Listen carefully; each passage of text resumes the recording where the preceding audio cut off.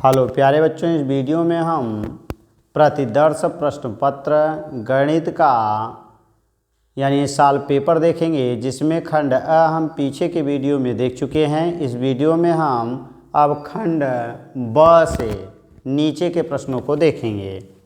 यहाँ दिया गया है प्रश्न पहला है कि सभी खंड कीजिए, जिसमें पहले का क है कि दो क्रमागत धनात्मक पूर्णांकों का गुणनफल 2 से विभाज्य है। यह कथन सत्य है या असत्य है। तो क वाले में हमारा जो ऑप्शन होगा माने आंसर होगा वह सत्य हो जाएगा। क्यों सत्य होगा? क्योंकि एक अगर हम लेते हैं तो क्रमागत अगली संख्या 2 हो जाएगी और गुणनफल निकालेंगे तो 2 1 का 2 आएगा। अगर हम 2 लेते हैं तो अगली संख्या हमारी 3 होगी, गुणा करेंगे 2 तिहाई 6 हो जाएगा।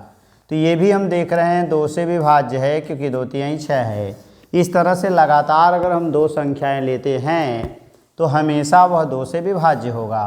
तो यह कथन हमारा जो है वह कथन हमारा सत्य है। अब कह रहा है कारण बताइए। कारण में हमें क्या लिखना है? चूँकि लगातार 2 संख्याओं में एक संख्या 2 से विभाज्य होगी, अतः उनका गुणनफल सदैव 2 से विभाज्य होगा। अब आगे आते हैं, हम एक का ख लेते हैं। कह रहा है यदि काट थीटा बराबर 7/8 तो 1 प्लस साइन और -1 minus sine 1 plus cos 1 minus cos का मान आपको ज्ञात करना है।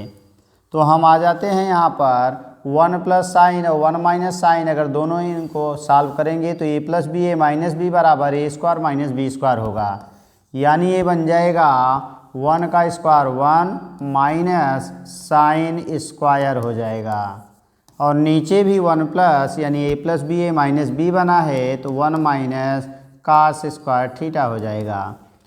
आगे देखेंगे तो 1 माइनस साइन स्क्वायर को हम कास स्क्वायर कहते हैं और 1 माइनस कास स्क्वायर को साइन स्क्वायर थीटा कहते हैं, क्योंकि यही हमारा सूत्र है। और यहाँ पर कास बटे साइन को काट कहा जाता है, स्क्वायर है तो काट स्क्वायर थीटा होगा। और काट थीटा का मान हमें दिया है 7/8, तो यहाँ हम लिख देंगे 7/8 का स्क्वायर, तो बन जाएगा 7 सत्ते 49 और 8 ठाई 64, और यही हमारा आंसर बन जाएगा एक का ख। ग है कि एक शंक्वाकार बर्तन जिसका आंतरिक व्यास कर एक शंकु के आकार का बर्तन है। ये शंकु हो गया और इसका करा आंतरिक व्यास, व्यास का मतलब पूरी दूरी दिया है 10, तो आधी दूरी हमारी जो बनेगी वो 5 सेंटीमीटर हो जाएगी। ऊंचाई का मतलब है यहाँ से यहाँ तक का मान 24 दे दिया है। अब आगे क्या कह रहा है? पानी से भरा है। पानी को एक बेलनाकार बर्तन जिसका आंतरिक व्यास, अब एक हम बेलन ले लेंगे और इसका अंदर वाला व्यास दे दिया है। ये हमारा बेलन हो गया और व्यास दिया हुआ है 20, इसका मतलब इसका भी अगर हम त्रिज्या निकालेंगे तो 10 मिल जाएगा। कह रहा है में डाला जाता है बेलनाकार पात्र में, नीचे दिया है कितनी ऊंचाई तक पानी जाएगा। तो यहाँ पर ध्यान दीजिए, एक बर्तन से पानी निकाल के दूसरे में डालेंगे तो हमेशा जो आयतन होगा बराबर होगा, यानी इस शंकु का आयतन बराबर इसमें उठे हुए पानी का आयतन। तो यहाँ पर हम लिखेंगे क्या कि शंकु का आयतन ये बराबर होगा, यानी बेलन में उठे हुए पानी का आयतन, बेलन में उठे पानी का आयतन। अब हम यहाँ आएंगे तो शंकु के लिए अगर हम त्रिज्या को r1 मान लें, ऊंचाई को h1 मान लें और यहाँ पर त्रिज्या को r2 मान लें और जितना पानी उठेगा उस ऊंचाई को हम h2 मान लें, केवल उठे हुए पानी का। तो यहाँ पर आएगा शंकु का आयतन बराबर होता है 1/3 पाई r स्क्वायर h, तो 1 1 हो गया। बेलन का आयतन होता है पाई r स्क्वायर h, तो इसको हमने 2 2 माना है। अब यहाँ आएंगे, पाई से पाई कैंसिल हो जाएगा, r1 स्क्वायर माने 5 का स्क्वायर बन जाएगा। और गुणे 1/3 पहले से दिया हुआ है। H1 माने इसकी ऊंचाई अर्थात 24 है और R2 माने इस बेलन, तो बेलन का 10 है, तो 10 का स्क्वायर गुणे H2 हमें ज्ञात करना है। अब ये 10 दहा में 100 आएगा, भाग बन जाएगा, 3 से काटेंगे तो 8 आ जाएगा। ये 5 पचे 25 अट्ठे 200 बन जाएगा। इधर 10 दहा में 100 का गुणा है तो भाग बनेगा, 100 को हम नीचे लाएंगे तो ये H2 मिल जाएगा। 0 से 0 दोनों कैंसिल हो जाएंगे तो ये H2 बराबर हमें मिलेगा कितना, 2 सेंटीमीटर। इसका मतलब है कि अगर पानी इसमें से इसमें डाला जाएगा तो इसमें जो ऊंचाई चढ़ेगी वह कितना बनेगी, 2 सेंटीमीटर, और यही हमारा 2 सेंटीमीटर आंसर हो जाएगा। अगला हम प्रश्न है, ये था हमारा प्रश्न 1 का घ। अब हम आगे देखते हैं प्रश्न संख्या 1 का घ में। यही पूछ रहा था डाले गए पानी की ऊंचाई ज्ञात कीजिए, तो पानी की ऊंचाई हमने पाया 2 सेंटीमीटर। 1 का घ क्या कह रहा है कि निम्न आंकड़ों का समांतर माध्य ज्ञात कीजिए। अब इसका समांतर माध्य ज्ञात करने के लिए हम आते हैं दूसरे पृष्ठ पर। इसके लिए हम क्या करेंगे, इसको क्रॉप करेंगे। इस प्रश्न संख्या 1 के घ को हम यहाँ से क्रॉप कर लेते हैं और क्रॉप करने के बाद इसको हम चलते हैं दूसरे पेज पर और देखेंगे इसका समांतर माध्य कैसे ज्ञात किया जाएगा। तो यहाँ हम आ गए, तो यहाँ पर समांतर माध्य ज्ञात करने के लिए तो पहले आता है वर्ग अंतराल। अब यहाँ हम आएंगे तो यहाँ बनाएंगे तो हमारा बनेगा वर्ग अंतराल। पेन थोड़ा सा हम पतला कर लेते हैं। वर्ग अंतराल हो गया, फिर बारंबारता हो गई, और माध्य जिसको हम कहते हैं यानी दोनों जोड़ के 2 का भाग करते हैं तो ये x होता है, ये f होता है। आगे हमें एक और निकालना पड़ेगा, f(x) है। तो हमें ये मिला 10 से 20, 20 से 30, 30 से 40, 40 से 50, फिर 50 से हमारा 60, एक और दिया है 60 से 70 तक, और यहाँ दे दिया है 2, 7, 12 है, 15 है, 8 है और 6 है। अब इन दोनों को जोड़ के 2 का भाग दे देंगे तो 20, 10, 30 में 2 का भाग देंगे यानी 10 + 20 बटे 2 तो 15 आएगा। अब जितना जितना अंतर है वही जोड़ते जाएंगे, 10, 10 का अंतर है तो 15, 10, 25 होगा, 35 होगा, 10 जोड़ेंगे तो 45 आएगा, फिर 55 आ जाएगा, फिर 65 आएगा, और यदि दोनों जोड़कर 2, 2 का भाग देंगे तो यही मिल जाएगा।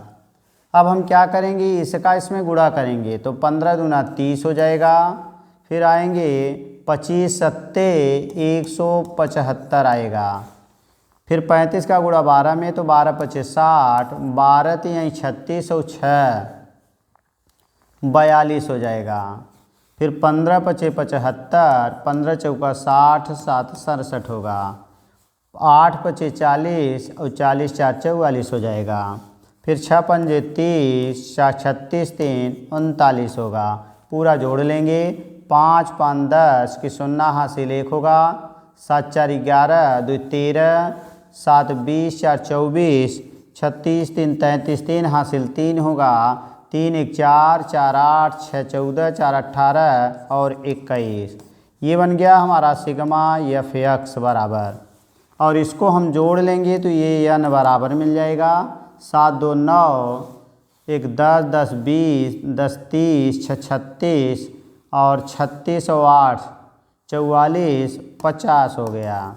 अब हम निकालेंगे तो यानी समांतर माध्य बराबर होता है सिग्मा f(x) अपान n, ये हमारा सूत्र है, और f(x) का मान यानी जो हमने जोड़ा तो ये बना 21 30 और बटे n का मान 50 हो गया। 0 से 0 कट जाएगा, 5 चौक 20 होगा, 5 दूनी 10 होगा और 5 छक 30 होगा, तो हमारा आंसर बन जाएगा 42.6 और यही हमारा आंसर हो जाएगा। अगला प्रश्न संख्या 1 का घ था। आगे अब हम देखते हैं अगला प्रश्न, तो हमें क्या मिलेगा, हम चलते हैं पीछे। 1 का घ हो गया, अब 1 का अंक है। तो क्या कह रहा है कि बिंदु -4 6 बिंदुओं ए -6 10 और बी 3 8 को जोड़ने वाले रेखाखंड को किस अनुपात में विभाजित करता है। तो पूछ रहा है ये बिंदु इन दोनों को किस अनुपात में विभाजित करेगा। तो यहाँ पर हम आ जाएंगे तो एक को मानेंगे यहाँ पर हम x1 y1, ये बनेगा x1 y1 और ये बनेगा x2 y2 और ये बन जाएगा हमारा xy। अब हमारा विभाजन के लिए जो सूत्र होता है यानी ले लेते हैं हम, चलिए यहाँ ले लेते हैं। तो यहाँ हमें मिल जाएगा विभाजन के सूत्र के लिए हमें मिलता है यानी x बराबर होता है m1 x2 plus m2 x1 अपान m1 प्लस m2 अंतः विभाजन के लिए। तो m1 m2 यानी m1 अपान m2 का मान हमें ज्ञात करना है। तो x का मान अगर हम रखते हैं तो -4 रखेंगे तो ये बनेगा -4 बराबर, तो ये आएगा m1 x2 का मान यहाँ से मिलेगा 3 प्लस होगा m2 और x1 का मान मिलेगा -6 और बटे होगा m1 प्लस m2, तो यहाँ लिखेंगे हम m1 प्लस m2। अब तेरिया गुणा करेंगे तो -4 m1 और -4 m2 बनेगा, ये बराबर यहाँ बन जाएगा 3 m1 और यहाँ -6 m2 बन जाएगा। अब हम m1 को एक तरफ करेंगे तो ये आके इधर जुड़ जाएगा तो बन जाएगा 7 m1 और ये आके इस तरफ प्लस होगा तो 6 m2 में से 4 m2 घटेगा तो 2 m2 बचेगा। तो हमें चाहिए m1 अपान m2 यानी इसका भाग इधर होगा और 7 का भाग इधर हो जाएगा तो मिल जाएगा m1 अपान m2 ये बराबर। तो हमें क्या मिला यानी ये इधर गया 7 नीचे आ रहा है तो 2/7, तो हमारा आंसर बना 2:7। और चूँकि ये अंतः विभाजन का हमने सूत्र लगाया यहाँ प्लस मिला तो हमारा आंसर अंतः विभाजन का हो जाएगा। तो हमें क्या मिल जाएगा अंग वाले में अंतः विभाजन बनेगा और 2:7 आंसर हो जाएगा। अगला प्रश्न हम लेते हैं प्रश्न संख्या 1 का 6। कह रहा है के का मान ज्ञात कीजिए यदि बिंदु A 2 3 B 4 के और C 6 3 समरेखी हैं। समरेखी का मतलब एक सीधी रेखा में होंगे। अगर एक सीधी रेखा में होंगे तो जो त्रिभुज का क्षेत्रफल होगा वह 0 आएगा। तो हम आ जाएंगे त्रिभुज का क्षेत्रफल निकालने के लिए लेते हैं, सबसे पहले इसको हम प्रश्न को ले लेते हैं 1 का 6। यहाँ आ जाएंगे 1 का 6 में प्रश्न संख्या 1 का 6 के का मान ज्ञात करना है। उस संरेख के लिए हमने बताया कि या तो 2 बिंदुओं से होकर जाने वाली रेखा का समीकरण निकालें, तीसरे में रखें, या तो त्रिभुज का क्षेत्रफल निकालें और 0 करें। तो त्रिभुज का क्षेत्रफल अगर हम निकालते हैं तो इसको ले लेंगे, ये हमारा x1 y1 होगा, ये हमें बनेगा x1, कलर चेंज कर लेते हैं, ये बनेगा हमारा x1 y1, ये बनेगा x2 y2 और ये बन जाएगा x3 y3। संरेख के लिए जो त्रिभुज का क्षेत्रफल होता है ये बराबर 0 होता है और त्रिभुज का क्षेत्रफल माने 1/2 यहाँ होता है x1 y2 minus y3 plus x2 y3 minus y1 और plus x3 y1 minus y2 और ये बराबर हमें 0 मिल जाएगा। 1/2 का भाग दे देंगे 0 हो जाएगा। तो x1 का मान यहाँ से आएंगे 2 आएगा और y2 का मान यहाँ मिला k और y3 का मान मिल गया 3, तो बना k माइनस और -3 है तो +3 हो जाएगा। x2 का मान मिलेगा 4, फिर y3 का मान लेंगे तो -3 और y1 का मान यहाँ से आ जाएंगे तो हमारा 3 होगा और x3 का मान मिलेगा 6 और y1 का मान यहाँ से मिलेगा हमें 3 और y2 का मान हमें मिल जाएगा k बराबर 0 होगा। तो अंदर गुणा करेंगे तो 2k और +3 दूनी 6 होगा। यहाँ आ जाएंगे तो 3 3 6 -6 हो गया, 6 गुणा 4 में करेंगे तो यहाँ बन जाएगा 6 चौक 24 लेकिन -24। फिर अगला आ जाएंगे 6 गुणा करेंगे तो 6 तिरिक 18 होगा, -6 के बराबर 0 होगा। अब ये 2 के 6 के में से घटेगा तो -4 के बच जाएगा।